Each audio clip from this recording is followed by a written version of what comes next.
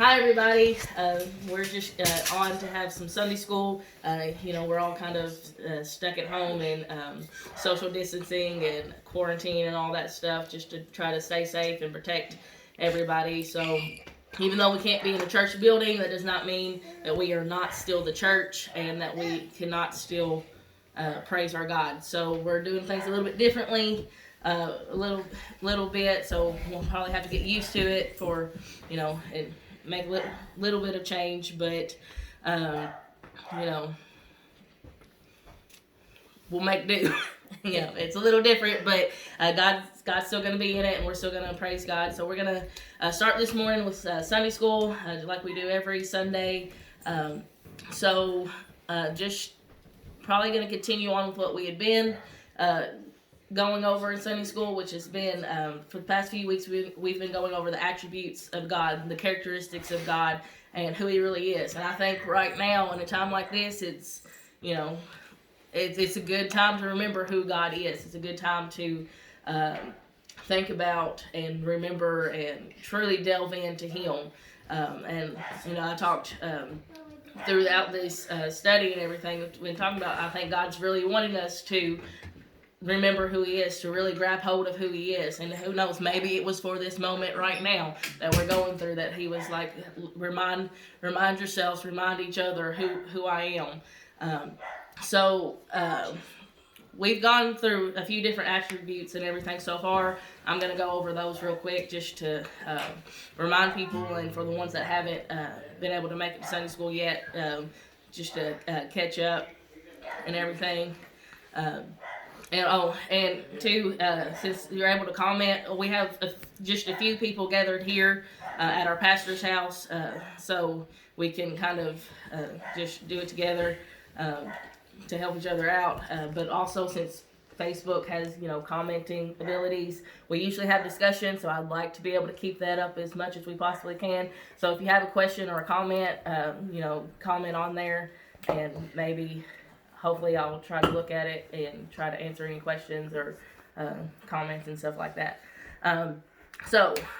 Any questions from you all here? Are you all out there before I get started? Okay, let's do this then.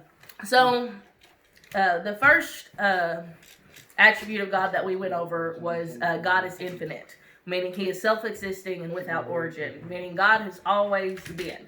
There's not something that made God. There's not something that, was there before God.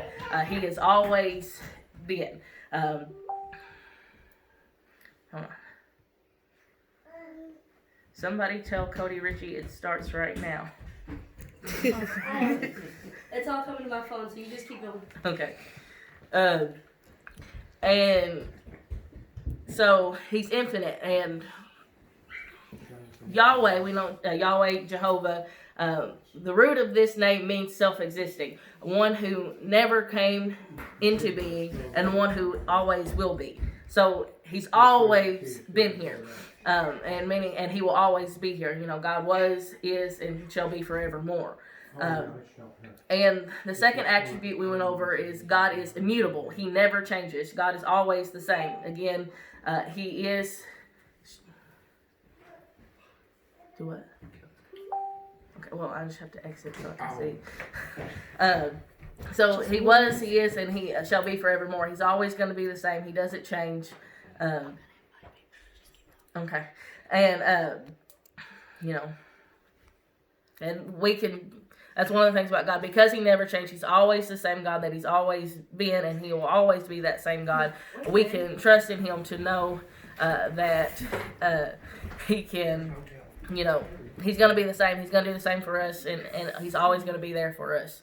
The third attribute we went over was God is self-sufficient. He has no needs. There's nothing within the Trinity that is lacking. God is complete in Himself. God, the Father, the Son, and the Holy Ghost are the God Himself, Jesus, and our Comforter. There's nothing that they need outside of each other. There's nothing less that they need. One of them's not going to look to the other and say, "I don't need you anymore," and but they're also not going to look out from the Trinity and say I need something else in order to be who I am. But the thing about that is that maybe try to go to the bell he notifications come up, and it might show notification live up there. he's able to do exceedingly and abundantly above all that we ask or think. That's in Ephesians 3:20. We know that he is in himself and has no needs. He's self-sufficient. There's nothing more that he needs. I think I'm repeating myself a lot. But he is complete in himself, and there's nothing more that he needs. But the thing I love about this, he doesn't need anything else to be sufficient, to be who he is. And yet, even though he doesn't need anything else, he still just has decided that he wants and needs us. And I love the fact that, even though there's no need for us as far as for him to be able to be who he is, but he could be completely fine if it was just him as far as his power. But he's decided, even though as big as he is, that he still wants each and every one of us, and he still decided to make us because he loved us. He wanted something to love. And the next attribute we went over was God is omnipotent. He is all-powerful. And I think we spent like 2 weeks on this part. He is all-powerful, and which means he's omnipotent, unlimited power. And he is able and powerful enough to do anything he wills without any effort. And the awesome thing about that is, we think, a lot of times we think that our issues, or there's certain things that's just is too big for God to handle because it's too big in our life. Or we think that, hey, my issue doesn't, my issue doesn't matter, it's not as important, there's other people that have bigger issues than I do, and I'm just gonna, not worry God with my issue because he's got bigger things to handle. And that's not true, really. I mean, he's got to maybe have other issues, but just because there's other issues that he's dealing with does not mean he is not capable of dealing with our issues as well, and our things that we're going through as well in the situations, because he is more than powerful to deal with every situation that's going on. He's, and he does it without any effort. It's not like something he's got to, struggle with. It's not something that he has to put a lot of effort in. Psalms 33:6 says, "By the word of the Lord were the heavens made, and all the hosts of them by the breath of his mouth." Literally, he made everything just by breathing. And I mean, we think of how intimate and intricate and detailed the entire universe is, and just how beautiful and how, and just if you just think about the human body itself, it's like very complicated, and there's still stuff that we probably will never know about the human body. But he, in all his power and might that he has, was able to make everything here by just breathing.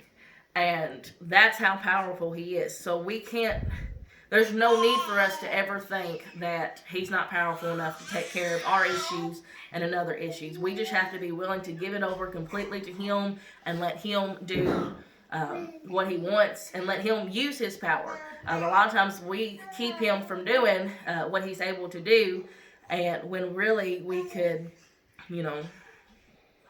if we just let him have it, and if we just let him have it, our lives would probably just be a lot more better. He would be able to go through and do what he needed to do for the best, for our good and for the good of his kingdom.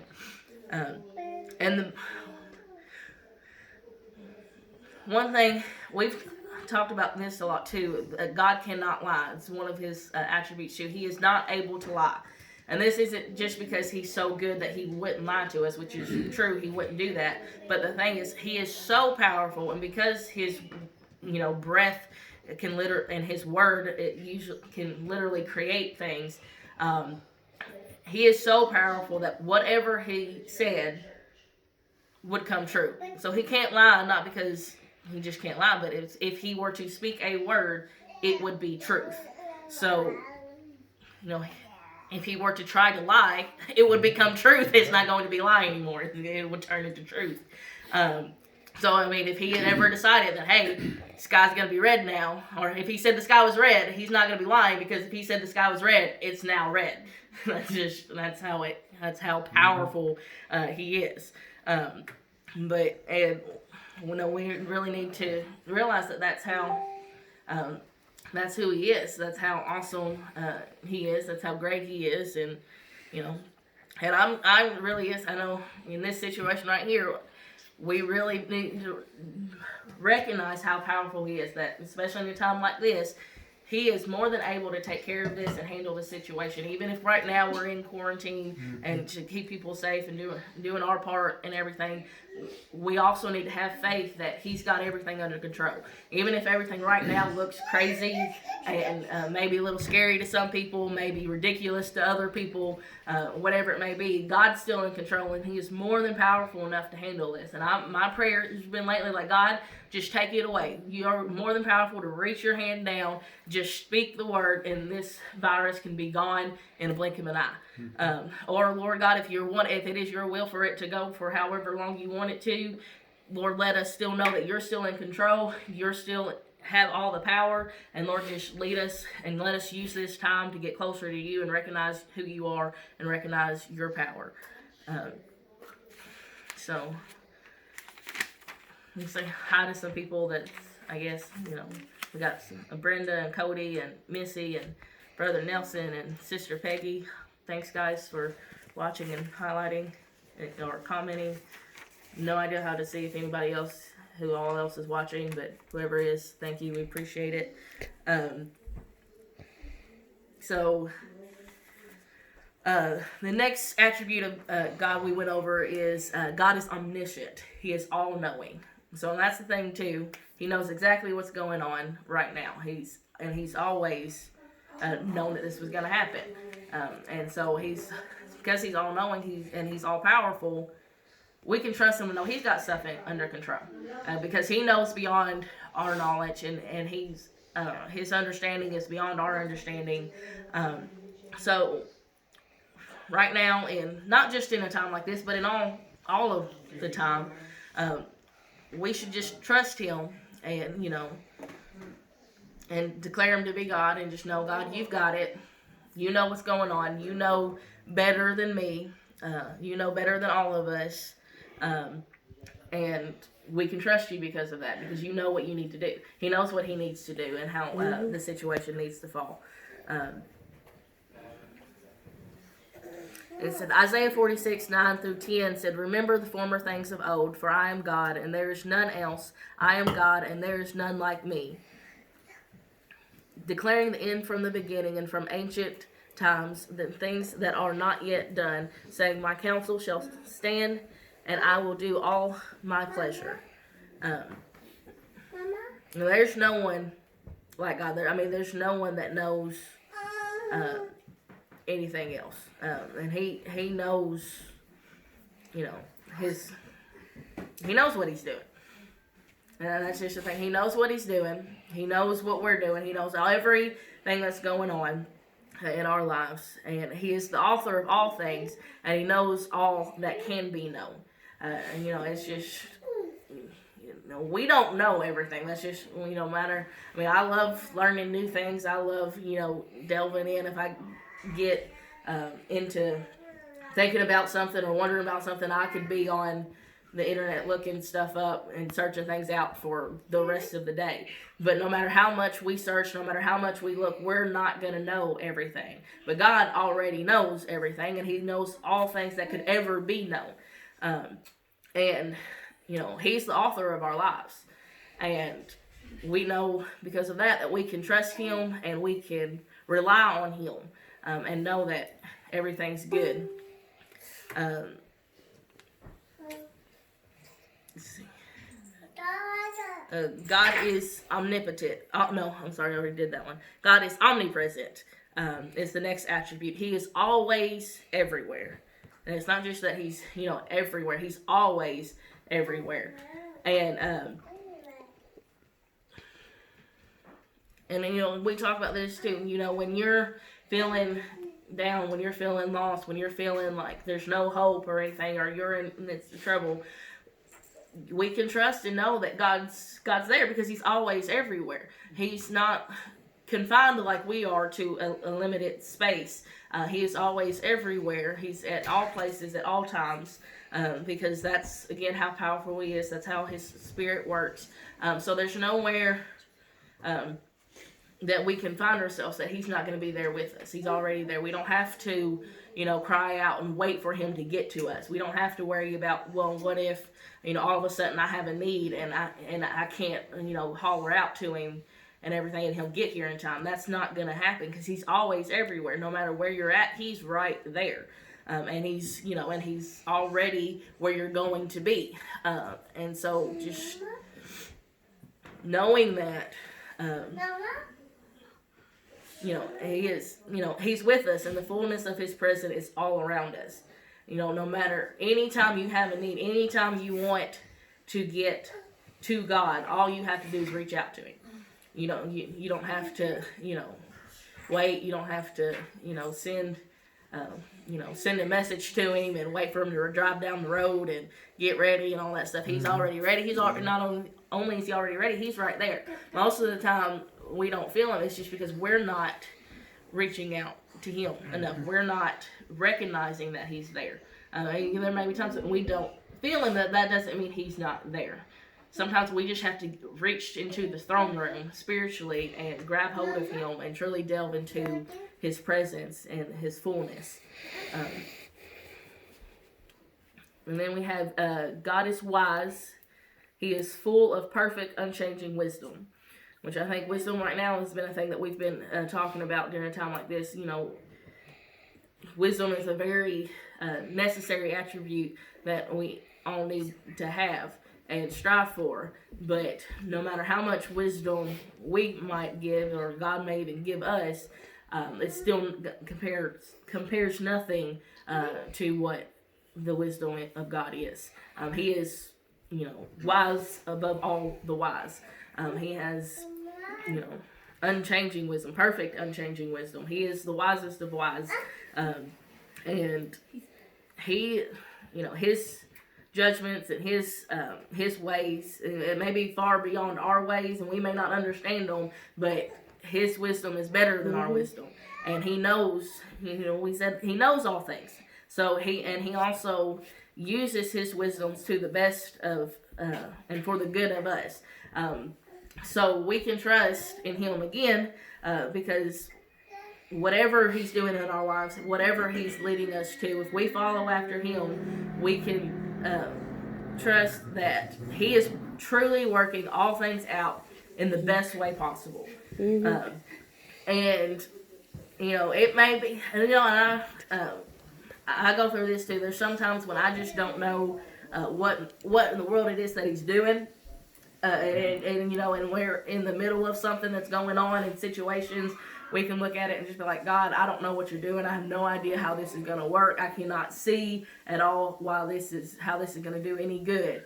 But He sees beyond our ways. He sees deeper, and He sees, He knows what's going to happen. He knows more than we do. And so if He's taking us down a road, if He's putting us in a situation, if He's taking us in a path or telling us to go a certain way to get to a certain destination, it may not look to us at that time like the best way, but we can know with God, it must be. Amen. Because he's a good God too, which I think hopefully we'll get to that part today. And He's a wise God, and He's not going to do something just to take us down a road, just to be mean, and He's not He's not going to use less wisdom and everything, because that would just be pointless. He's going to use the wisest decision, and for each and every one of us, He's going to put it in our lives, and then each and every one of us individually, and then each and every one of us as a whole, to take us down the path that's best for each and every one of us and for the kingdom as a whole, so that everything works out for the best. And in the middle of the storm, it may not look like everything's working out the best, but most of the time we're going through that storm because it makes us stronger and it gets us ready and it gets us closer to Him. And the wisdom that He uses is, great for us. It may not look like at the time, but a lot of times when we look back, you realize how everything in your life has been for your good and has brought you closer to God. The last attribute we had went over, and so then we'll be starting a new one that we hadn't, our Sunday school class hasn't gone over yet, but the last one we went over was God is faithful. And that's something right now we should definitely hold on to in a time of, not just a national crisis, but a world crisis. And, the entire world is in a crisis right now. And it's a time for really, hopefully the entire world will look to Him in this. But the thing is, no matter what's going on, no matter how it looks, we can know that God is faithful. And He is infinitely, unchangingly true.